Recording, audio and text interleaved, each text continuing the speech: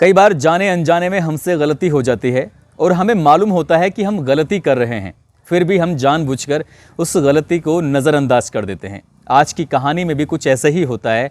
एक महिला गलती कर रही थी और वो उस गलती को जानबूझकर नज़रअंदाज कर रही थी। नज़रअंदाज करते करते एक बहुत बड़ी गलती हो जाती है और जब उस गलती का एहसास होता है तब वक्त का पहिया आगे बढ़ जाता है। मगर तब तक उस महिला की ज़िंदगी पूरी तरह से बर्बाद हो चुकी थी। वो अब नरकीय जीवन जीने को मजबूर हो रही है। साथ ही उसके 2 बच्चे हैं, वो भी कहीं ना कहीं एक ऐसी ज़िंदगी जिएंगे जिसका कोई भरोसा नहीं कि अच्छी होगी या बुरी होगी। साथ ही एक व्यक्ति की हमेशा हमेशा के लिए जान चली जाती है। आदाब, नमस्कार, सत श्री अकाल। मैं उस्मान सैफ़ी। आज की जो सच्ची घटना मैं आपको सुनाने जा रहा हूँ, ये सच्ची घटना है पंजाब के पठानकोट की और हरियाणा के फरीदाबाद की। दरअसल पंजाब के पठानकोट में एक परिवार जिसमें 2 बेटियां हैं और पति पत्नी, बड़ा ही खुशहाल परिवार है और वो सब एक दूसरे का बड़ा ख्याल रखते हैं। जो इस परिवार का मुखिया है वो फरीदाबाद की एक प्राइवेट कंपनी में नौकरी कर अपने परिवार का भरण पोषण करता था। अधिकांश समय उसका फरीदाबाद में रहकर ही गुजर रहा था और जो बच्चे थे वो पठानकोट में रहकर पढ़ते थे। पत्नी भी वहीं पर रह रही थी। सन 2018 में अचानक ही उस व्यक्ति की तबीयत खराब हो जाती है। वो व्यक्ति बीमार होने के कारण वापस अपने पठानकोट चला जाता है और जब उस व्यक्ति की चेकअप कराए जाते हैं, मेडिकल चेकअप होता है, परीक्षण होता है, तो पता चलता है कि उस व्यक्ति को ब्लड कैंसर है। और धीरे धीरे वक्त जैसे गुजरता है उस ब्लड कैंसर का असर बढ़ने लगता है। महज ही 2 या 3 महीने में ही उस व्यक्ति की मौत भी हो जाती है। सन 2019 आता है मगर ये परिवार उस व्यक्ति के जाने से पूरी तरह से टूट जाता है। परिवार में खाने पीने के भी लाले पड़ जाते हैं। अब इस परिवार का भरण पोषण हो तो कैसे हो, ये एक बड़ा सवाल बन गया था। इस घर की अब मुखिया थी उस घर की महिला। उस महिला ने उसी कंपनी में जाने की कोशिश की, बात करने की कोशिश की कि नौकरी मिल जाए तो शायद परिवार चल पड़े। जैसे ही वो उस कंपनी में संपर्क करती है, कंपनी उस पर दया दृष्टि रखते हुए उसको उसके पति की जगह रख लेती है और वो खुशी खुशी उस नौकरी को ज्वाइन कर लेती है। दोनों बच्चियां अभी पठानकोट में थीं, वहीं रहकर पढ़ाई कर रही थीं, लेकिन ये महिला फरीदाबाद में आ जाती है और यहाँ रहकर अपनी नौकरी करती है और जो भी पैसे कमाती थी उन बच्चों पर खर्च करने लगी। यहाँ इस नौकरी में जब जाना आना उसका चला रहा तो यहाँ उसकी मुलाकात होती है एक पवन नाम के व्यक्ति से। पवन उसका बहुत ही ख्याल रखता था। कभी वो घर से उसको कंपनी लेकर जाता था अपनी कार से, तो कभी कंपनी से घर लेके आता था अपनी कार से। उसकी हर छोटी बड़ी ज़रूरतों का ख्याल रखता था और वो बताता था कि उसका पति कितना अच्छा इंसान है। बस यहीं से इन दोनों की दोस्ती हो जाती है। सन 2019 का वाक़या है और धीरे धीरे वक्त गुजरने लगता है और वो दोनों एक दूसरे का ख्याल भी रखने लगते हैं। ये पवन नाम का जो व्यक्ति है ये बल्लभगढ़ का रहने वाला है और इस महिला के साथ एक ऐसे बंधन में बंध गया जैसे क्या पति पत्नी होते हैं, प्रेमी और प्रेमिका होते हैं, और दोनों ही एक दूसरे का हद से ज़्यादा ख्याल रखने लगे।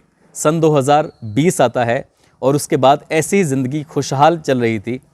अब कहीं ना कहीं इस महिला को ऐसा लग रहा था जैसे उसका पति इस दुनिया से गया ही नहीं है, जैसे क्या उसकी सारी खोई हुई खुशियाँ वापस लौट कर आ गई हैं। ये खुशियाँ अब ठीक ठाक चल रही थी, सब कुछ ठीक चल रहा था, मगर वो जाने अनजाने में कोई ना कोई गलती कर रही थी। शायद उस महिला को इस बात का एहसास नहीं था, मगर जब एहसास होता है तो वाकई बहुत बड़ा नुकसान होने की ओर होता है। क्योंकि उधर वो लड़की उसकी एक 12 साल की हो चुकी है और दूसरी लड़की 14 साल की हो चुकी थी। जो लड़की 14 साल की हो जाती है उसको वो अपने पास फरीदाबाद में बुलवा लेती है और फरीदाबाद में उसे अपने पास रखकर उसकी पढ़ाई लिखाई शुरू कर देती है। रोज़मर्रा की तरह वो नौकरी पर जाते हैं और आज अक्टूबर 2021 को वो वैसे ही अपनी नौकरी पर गई थी जैसे क्या हमेशा की तरह जाया करती थी। उसकी बेटी 14 साल की घर में अकेली थी और अचानक ही उस घर में दस्तक देता है पवन। पवन उसकी बेटी पर पहले से ही नज़र रखे हुआ था, लेकिन उसने कभी इस बात का एहसास नहीं कराया और आज उसके पास भरपूर मौका था उसके साथ बातचीत करने का, उसके साथ कुछ गलत करने का, उसका शोषण करने का, और उसने वैसा ही किया जैसा उसके मन में चल रहा था। बेटी को अकेला पाकर उसने उसको बुरी नीयत से दबोच लिया और उसके साथ शारीरिक शोषण करने का जो प्रयास किया है तो उस बेटी ने इसका विरोध किया। इसके बीच उसने उसको मारा पीटा और उसको मजबूर किया ये सब करने के लिए, लेकिन वो बेटी वाकई बहादुर निकली और अंतिम क्षण तक उसका विरोध करती रही। फिलहाल पवन अपने इस घर से, अपनी प्रेमिका के घर से चला जाता है और वो बेटी अकेली रह जाती है। बेटी घर पर अकेली थी। शाम को जब माँ आती है तो माँ के सामने वो रोने लगती है, गिड़गिड़ाने लगती है। कहती है, माँ आज मेरे साथ पवन अंकल ने ऐसा कुछ करने की कोशिश की थी। ये बात सुनकर कहीं ना कहीं उस महिला को एहसास होता है कि आज तक वो जिसके साथ थी, आज तक उसको अपना हमदर्द, अपना सब कुछ समझा, आज उसी ने ही उसकी बेटी के गिरेबान पर, उसकी इज्जत पर हाथ डालने की कोशिश की है। आज ये शुरुआत है और यदि आज इसका विरोध नहीं किया तो शायद बहुत बड़ी गलती हो जाएगी। उसने पवन को समझाने की कोशिश की, उसे कहा कि जो कुछ हुआ है भविष्य में नहीं होना चाहिए, यदि कुछ ऐसा होता है तो फिर सही नहीं होगा। मगर पवन अपनी ज़िद पर अड़ा हुआ था। पवन ने एक बार फिर से उसकी बेटी की इज्जत पर हाथ डालने की कोशिश की और यहीं से उस महिला के दिमाग में आता है कि इस व्यक्ति को ठिकाने लगाना पड़ेगा। इसके लिए उसने एक दिन बाज़ार जाती है और एक पेट्रोल पंप से लगभग 2 लीटर पेट्रोल खरीद कर अपने घर पे लाकर रख देती है। साथ ही मेडिकल स्टोर से कुछ नींद की गोलियां भी लेके आती है। और ये करीब 15 दिन पुराना वाक़या था और 16 अक्टूबर की रात 10:30 बजे के आसपास पवन फिर घर आता है जैसे रोज़ आता था। आज वो अपनी गाड़ी, लैपटॉप, सभी सामान के साथ, और उससे वो महिला कहती है कि आज मुझे तुम्हारे साथ बाहर घूमना है, तुम्हारे साथ खाना खाना है, क्या तुम मेरे साथ खाना खाने चलोगे, बाहर चलोगे? तो ये बात सुनकर पवन तैयार हो जाता है और वो दिल्ली के कई इलाकों में इधर उधर घूमते रहते हैं और घूमते घूमते वो लड़की समझ नहीं पाती है कि करूं तो क्या करूं। मगर सेक्टर 75 में वो जाकर जब एक सुनसान इलाका आता है तो उस लड़के से कहती है कि क्या तुम मेरे लिए काम कर सकते हो? तो वो कहता है कि मैं तुम्हारे लिए कुछ भी करने को तैयार हूँ, तुम एक बार बोलो तो सही। इसके बाद उसको वो कुछ गोलियां देती है और कहती है कि तुम इसे खा लो। पवन उन गोलियों को खा लेता है बिना किसी विरोध के, बिना किसी उसके। और तभी वो एक व्यक्ति को वहीं अपने पास बुलवाती है। उस व्यक्ति से कहती है कि इस गाड़ी को और लैपटॉप को, इन सामान को मेरे घर छोड़ देना।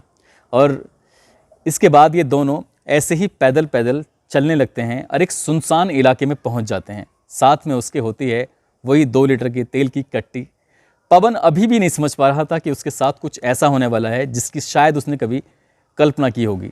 और एक सुनसान इलाके में ले जाने के बाद पवन जब पूरी तरह से मूर्छित हो जाता है, बेहोशी की हालत में होता है, विरोध करने जैसी स्थिति में नहीं रहता, तब उसके ऊपर वो पेट्रोल उड़ेल कर और जिंदे में आग लगा देती है।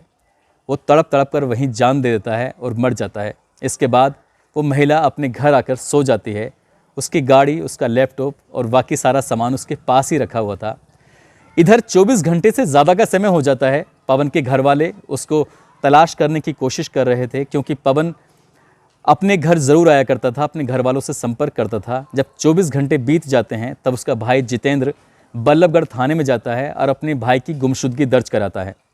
उधर अगले ही दिन पवन की लाश मिलती है, लेकिन पुलिस को लगता है कि ये लाश शायद किसी नाइजीरिया की रहने वाली व्यक्ति की है, भारतीय की नहीं है, क्योंकि जलने से उसका शरीर पूरी तरह से काला हुआ पड़ा था। इसलिए उसकी शिनाख्त करना आसान नहीं था। पुलिस ने आसपास के थानों में संपर्क किया कि पिछले कई दिनों में जो लोग गुमशुदा हैं, गायब हैं, उनकी सूची दी जाए। तो पता चलता है कि बल्लभगढ़ थाने में एक पवन नाम के व्यक्ति की गुमशुदगी दर्ज है। उसके परिवार के लोगों को बुलवाया जाता है और बुलवाने के बाद इसके बाद ये पता लगाया जाता है कि ये वाकई पवन की लाश थी। उसको पहचाना जाता है और उसका अंतिम संस्कार कर दिया जाता है। मगर पुलिस के लिए एक बड़ा सवाल था कि आखिर ये इस काम को किसने और क्यों अंजाम दिया है। पुलिस इस मामले की जांच पड़ताल में जुट जाती है और धीरे धीरे करके वक्त गुजरने लगता है, मगर हत्यारे का पता नहीं चलता। इसके आसपास जितने भी सीसीटीवी कैमरे थे, उन कैमरों में वही महिला कैद हो जाती है, जिसका शायद उसने कभी आभास भी नहीं था, क्योंकि वो पैदल चलते चलते जब सुनसान इलाके में जाती है तब वो कैद हो जाती है।